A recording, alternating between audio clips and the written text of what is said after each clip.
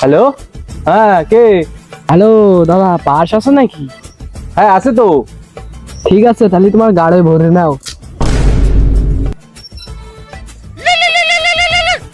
Hello, hello দাদা, আপনার কাছে কি বাস আছে? হ্যাঁ আছে তো। ঠিক আছে, ওটা আপনি আপনার গাড়ি ভরে নেন।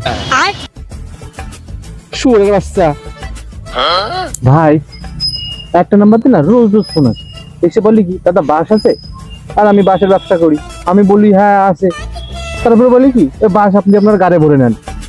কি যে ঝামেলায় পড়ছি ভাই, আমি করে কি বলবো, ভাল লাগে না আর। আজকালকার ছেলে পেলে খুব জাউড়া হয়েছে।